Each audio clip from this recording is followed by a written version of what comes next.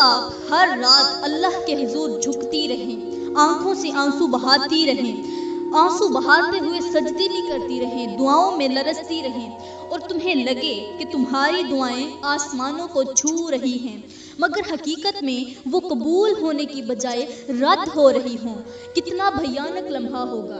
ذرا تصور کریں اگر قیامت کے دن آپ کو پتہ چلے کہ جن راتوں کو آپ عبادت میں گزارتی رہیں، جن لمحوں کو آپ نے اللہ کے قریب ہونے میں صرف کیا، وہ سب عقارت میں چلا گیا۔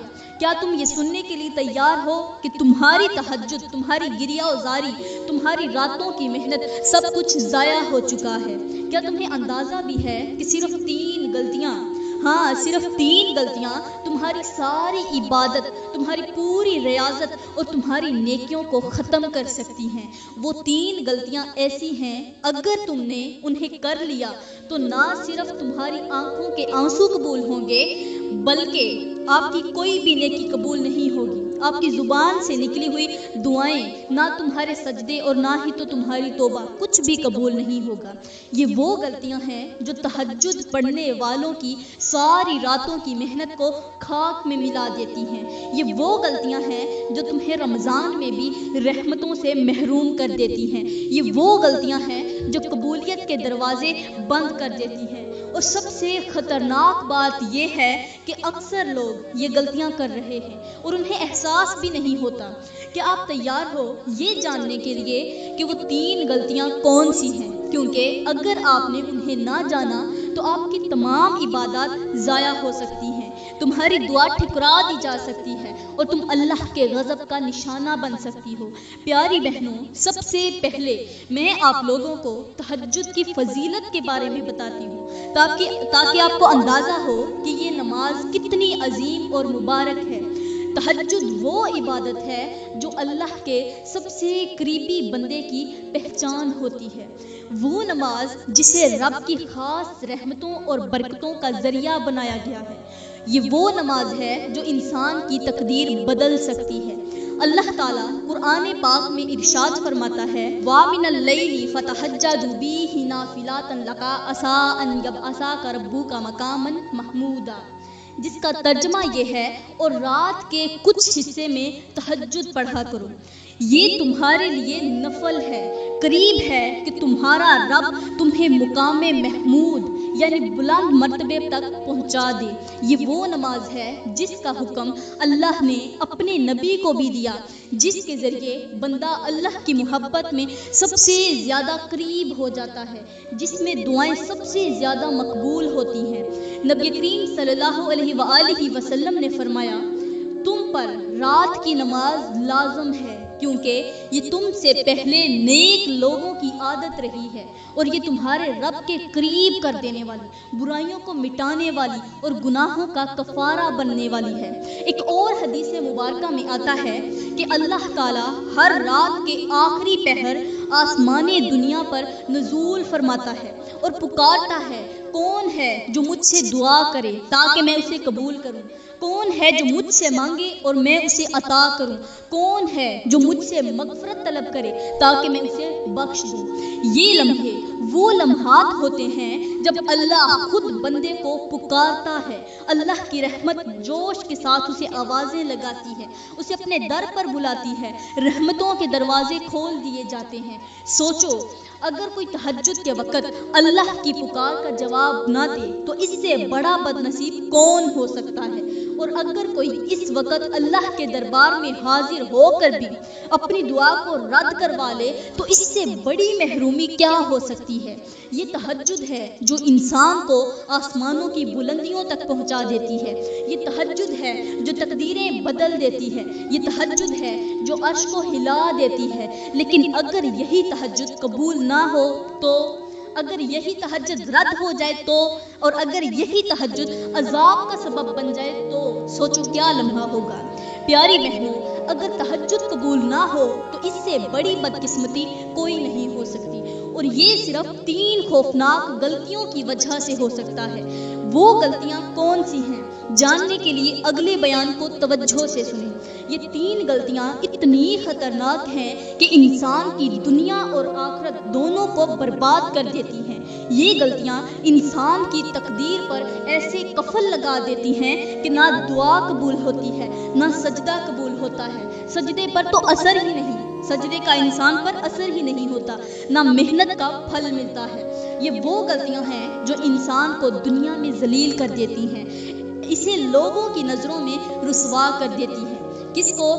جو یہ غلطیاں کرتا ہے اس کی عزت خاک میں مل جاتی ہے اور گھر میں ہمیشہ بے برکتی اور نحوست چھائی رہتی ہے۔ یہ وہ غلطیاں ہیں جو انسان کے رزق کو تنگ کر دیتی ہیں، دعاؤں کے دروازے بند کر دیتی ہیں، مشکلات کو مقدر بنا دیتی ہیں۔ سوچو، اگر کسی نے راتوں کی عبادت کی ہو اور وہ قبول نہ ہو، اگر اس کے آنسو ضائع ہو جائیں، اگر اس کی دعائیں آسمان تک پہنچنے سے پہلے ہی رد کر دی جائیں تو اس کی زندگی کا کیا حال ہوگا؟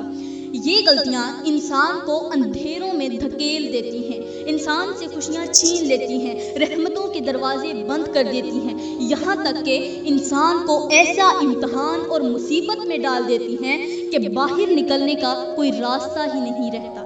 یہ وہ غلطیاں ہیں جو رمضان کی برکتوں کو بھی رد کر دیتی ہیں اور بندہ خود کو خوش نصیب سمجھتے ہوئے بھی بدبختی کی طرف بڑھ رہا ہوتا ہے۔ اب سوال یہ ہے کہ وہ 3 غلطیاں کون سی ہیں؟ اگر تمہیں اپنی دعا، اپنی عبادت اور اپنی تقدیر عزیز ہے تو ان غلطیوں کو جاننا اور ان سے بچنا تمہارے لیے سب سے ضروری ہے۔ اب پہلی خطرناک غلطی، تکبر اور خود کو نیک سمجھنا۔ پیاری بہنوں، اگر کوئی شخص یہ سمجھتا ہے کہ وہ تہجد پڑھ کر اللہ کا مقرب بن گیا ہے، وہ دوسروں سے بہتر ہو گیا ہے، وہ جنت کا حقدار بن گیا ہے، تو یہی سوچ اس کی عبادت کو جلا کر راکھ کر دیتی ہے۔ یہ وہ زہر ہے جو نیکیوں کے سمندر کو خشک کر دیتا ہے۔ یہ وہ گناہ ہے جس نے شیطان کو ہمیشہ کے لیے مردود بنا دیا۔ سوچو، شیطان نے بھی ہزاروں سال عبادت کی، وہ بھی اللہ کے حضور سجدے میں رہا، مگر ایک تکبر نے اسے جہنم کا ایندھن بنا دیا اور قیامت تک کے لیے لوگوں کے لیے اسے نشان عبرت بنا دیا۔ کیا تمہیں یقین ہے کہ کہیں تمہارا حال بھی شیطان جیسا تو نہیں؟ کیا تم تہجد پڑھ کر خود کو دوسروں سے بہتر تو نہیں سمجھتی؟ کیا تم نے کبھی کسی کو گنہگار کہہ کر حقیر تو نہیں جانا؟ کیا تمہیں اپنی نیکی پر فخر محسوس ہوتا ہے؟ اگر ایسا ہے تو خبردار، کیونکہ تمہاری تہجد قبول ہی نہیں ہو رہی، بلکہ وہ تمہارے خلاف گواہی دے رہی ہے۔ اللہ تعالیٰ قرآن کریم میں ارشاد فرماتا ہے، ان اللہ لا یحب کل مختال فخور، بے شک اللہ کسی مغرور اور فخر کرنے والے کو پسند نہیں کرتا۔ یہ تکبر ہی تھا جس نے فرعون کو ہلاک کر دیا، یہ غرور ہی تھا جس نے نمرود کو مٹی میں ملا دیا، اور آج بھی جو شخص اپنی نیکیوں پر اکڑتا ہے وہ ہلاکت کے راستے پر چل پڑتا ہے۔ ایک حدیث میں میرے میٹھے نبی صلی اللہ علیہ وآلہ وسلم نے فرمایا، وہ شخص جنت میں داخل نہیں ہوگا جس کے دل میں رائی کے دانے کے برابر بھی تکبر ہوگا۔ رائی کا دانہ چھوٹا سا دانہ ہوتا ہے۔ سوچو، اگر تہجد پڑھنے کے باوجود تمہارے دل میں تکبر ہے تو جنت میں داخلہ کیسے ممکن ہو سکتا ہے؟ کیسا خوفناک لمحہ ہوگا جب قیامت کے دن انسان یہ سمجھے کہ وہ جنت کا حقدار ہے، مگر اس کا تکبر اسے جہنم کی آگ میں جھونک دے۔ تکبر عبادت کو تباہ کر دیتا ہے۔ اگر یہ سوچ کر سجدے میں کیا جائے تو یہی تمہاری نیکیاں دوسروں سے زیادہ ہیں۔ اگر تم یہ سوچ کر سجدے میں جاتی ہو کہ تمہاری نیکیاں دوسروں سے زیادہ ہیں، اگر تم دوسروں کو گنہگار سمجھ کر خود کو بدتر جانتی ہو، تو یاد رکھو یہی غرور تمہاری تہجد کو مردود بنا رہا ہے۔ یہ پہلی غلطی ہے جو انسان کی ساری محنت کو برباد کر دیتی ہے۔ یہ وہ غلطی ہے جو رمضان کی برکتوں کو ختم کر دیتی ہے۔ یہ وہ غلطی ہے جو اللہ کی رحمت کے دروازے بند کر دیتی ہے۔ کیا تم اپنی تہجد کو برباد ہونے دینا چاہتی ہو؟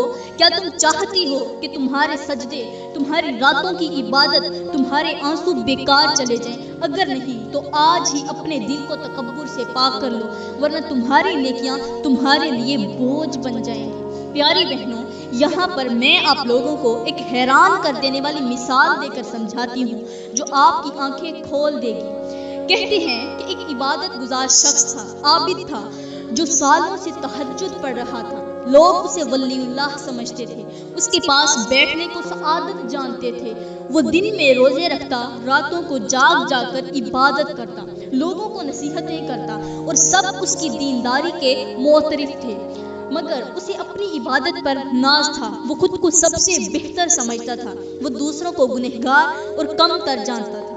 ایک دن ایک گنہگار شخص اس کے پاس آیا، آنکھوں میں شرمندگی کے آنسو لیے اس کے کہنے لگا، وہ جو ولی اللہ تھا اس سے مخاطب ہو کر کہنے لگا، میں بہت بڑا گنہگار ہوں، کیا اللہ میری مغفرت کرے گا؟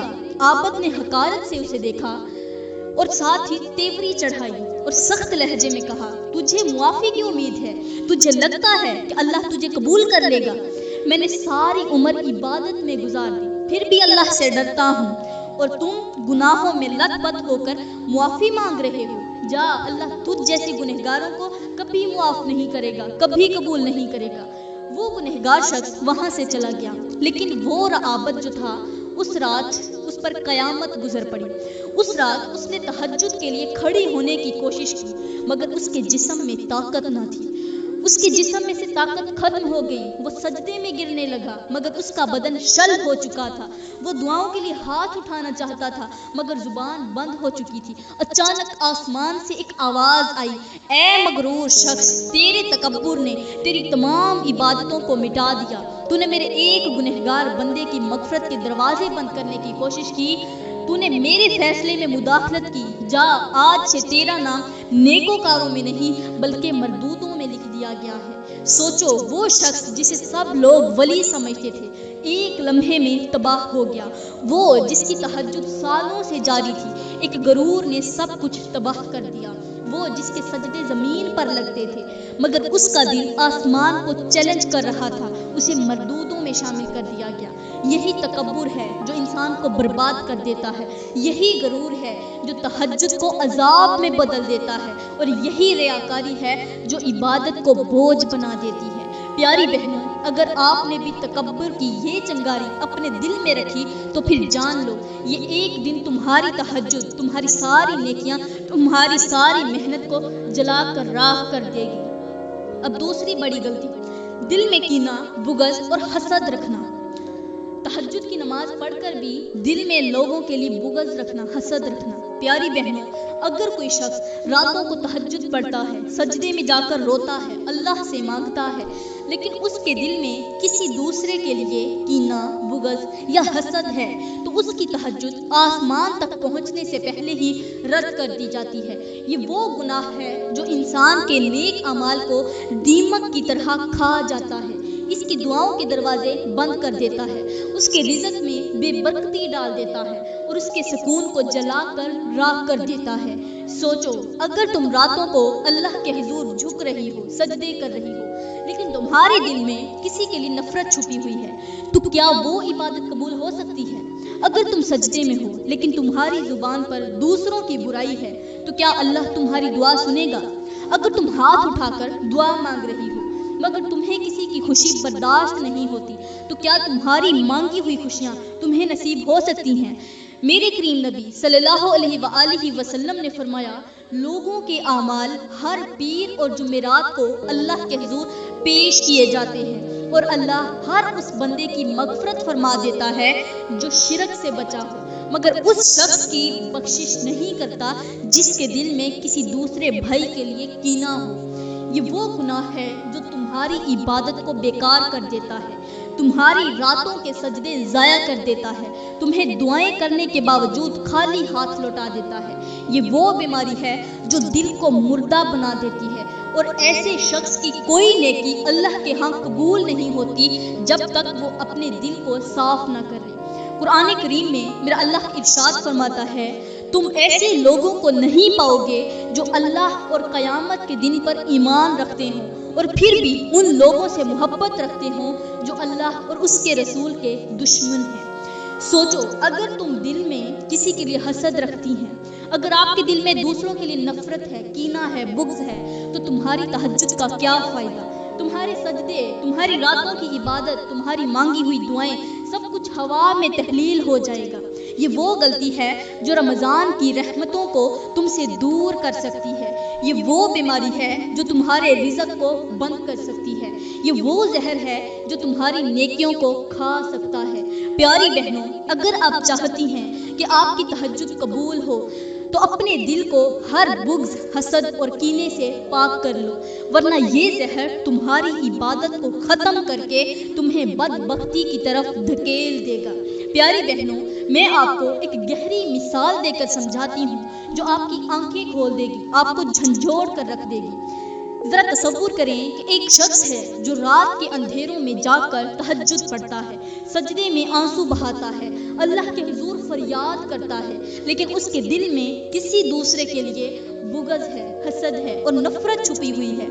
وہ عبادت کے بعد اپنے کسی بھائی یا بہن کے خلاف دل میں برائی رکھتا ہے، اس کی خوشیوں پر جلتا ہے، ان کی کامیابی پر کڑتا ہے، ان کی ناکامی دیکھ کر خوش ہوتا ہے۔ ایسا شخص بالکل اس مسافر کی طرح ہے جو ایک کشتی میں بیٹھ کر دریا پار کرنا چاہتا ہو، مگر اس کے ہاتھ میں ایک ایسا تیز دھار چاقو ہے جس سے وہ کشتی میں خود ہی سراخ کرتا جا رہا ہے، خود سراخ کر رہا ہے اپنے ہاتھوں سے، اور وہ سمجھتا ہے کہ وہ منزل کی طرف بڑھ رہا ہے، وہ یقین رکھتا ہے کہ وہ پار پہنچ جائے گا، مگر جیسے ہی وہ دریا کے بیچ میں پہنچتا ہے وہ کشتی ڈوبنے لگتی ہے، پانی اندر آتا ہے اور وہ شخص بے بسی سے ڈوبنے لگتا ہے۔ یہی حال اس شخص کا ہے جو تہجد تو پڑھتا ہے مگر اس کے دل میں حسد، کینہ اور بغض چھپا ہوا ہے۔ وہ سمجھتا ہے کہ اس کی دعائیں قبول ہو رہی ہیں، وہ سوچتا ہے کہ وہ اللہ کے قریب ہو رہا ہے، مگر حقیقت میں وہ اپنی نیکیوں میں خود سوراخ کر رہا ہوتا ہے اپنے ہاتھوں سے۔ وہ عبادت کے دریا میں ڈوب کر پار جانے کی بجائے خود اپنے ہی ہاتھوں سے برباد ہو جاتا ہے۔ یہی وہ غلطی ہے جو انسان کی پوری زندگی کو تباہ کر دیتی ہے، یہی وہ زہر ہے جو نیکیوں کو کھا جاتا ہے، یہی وہ گناہ ہے جو انسان کی عبادت کے باوجود اسے محروم کر دیتا ہے۔ پیاری بہنوں، اگر تم نہیں چاہتی کہ تمہاری عبادت بھی ایسی کشتی کی طرح ڈوب جائے تو اپنے دل کو ہر بغض، حسد اور کینے سے پاک کر لو، ورنہ تمہاری تہجد بھی قبول نہیں ہوگی اور تمہاری دعائیں بھی ضائع ہو جائیں گی۔ اب تیسری خطرناک غلطی، رزق اور معاملات میں حرام کی آمیزش۔ پیاری بہنوں، یہ وہ غلطی ہے جو انسان کی عبادت کو جڑ سے ختم کر دیتی ہے۔ یہ وہ گناہ ہے جو نہ صرف تہجد بلکہ ساری عبادات کو برباد کر دیتا ہے۔ یہ وہ زہر ہے جو انسان کی دعاؤں کو آسمان تک پہنچنے سے پہلے ہی گرا دیتا ہے۔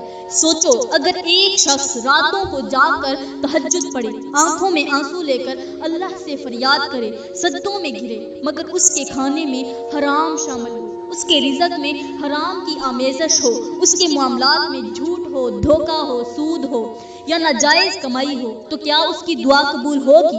اللہ تعالیٰ اس کی دعا کو قبول کرے گا؟ نہیں، ہرگز نہیں، یہ ناممکن ہے، کیونکہ میرے کریم نبی صلی اللہ علیہ وآلہ وسلم نے فرمایا، وہ شخص جو لمبا سفر کرتا ہے، پراگندہ حال، گرد آلود، ہاتھ آسمان کی طرف اٹھا کر کہتا ہے، اے میرے رب، اے میرے رب، لیکن اس کا کھانا حرام ہے، اس کا پینا حرام، اس کا لباس حرام اور اس کی پرورش حرام مال سے ہوئی، تو اس کی دعا کیسے قبول ہوگی؟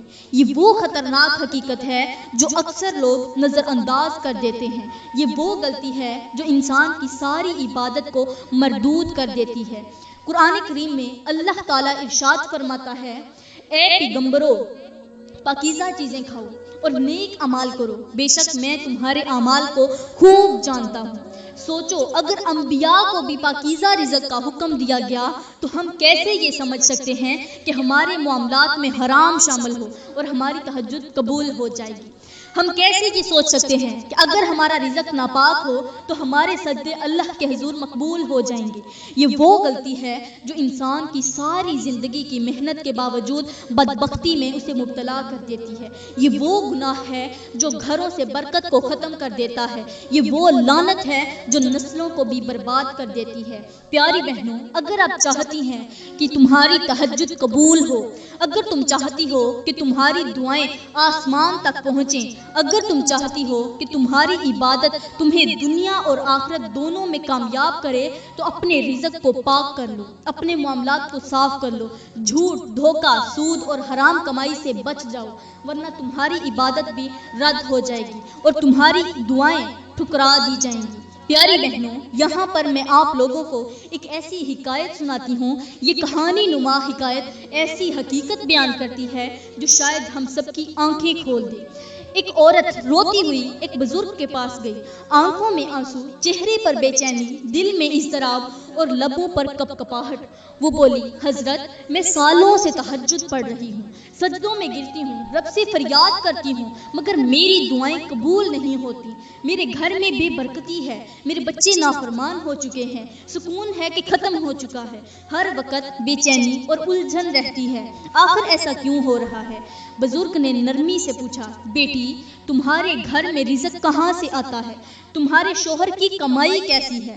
عورت نے آہ بھری آنسو پونچھے اور بولی، حضرت، میرا شوہر پہلے بہت محنتی تھا، دن رات کام کرتا، پیسہ کماتا، پسینہ بہاتا، ہمیشہ حلال کماتا تھا، کسی کو دھوکہ نہیں دیتا تھا، ہر سودے میں دیانت داری رکھتا تھا، ہمارا گھر سکون کا گہوارہ بنا ہوا تھا، رزق میں برکت تھی، زندگی میں خوشیاں تھیں۔ لیکن پھر ایک رات سب کچھ بدل گیا۔ میرے شوہر کے پاس ایک شخص آیا، اس وقت رات کا اندھیرا چھایا ہوا تھا اور میرا شوہر اس رات کے اندھیرے میں اپنے کام کاج میں، محنت میں مصروف تھا۔ وہی شخص میرے شوہر کو اس طرح ہلکان ہوتا ہوا دیکھ کر ہنسا اور کہنے لگا، یہ کیا تم ہر وقت محنت کرتے رہتے ہو؟ تمہیں کیا ضرورت ہے اتنی زیادہ مشقت اٹھانے کی؟ اگر تم واقعی کامیاب ہونا چاہتے ہو، اگر تم چاہتے ہو کہ تمہارا کاروبار تیزی سے بڑھے، تو ایک راستہ ہے، لوگوں کو دھوکہ دینا شروع کر دو، ناپ تول میں کمی کرنی شروع کر دو، چیزوں میں ملاوٹ کرنی شروع کر دو، دیکھنا کیسے کاروبار چمکنے لگے گا، کیسے پیسے کی بارش برسے گی اور تمہیں زیادہ محنت بھی نہیں کرنی پڑے گی۔ تو یہ سن کر اس شخص کی باتوں نے میرے شوہر کے دل میں لالچ ڈال دیا۔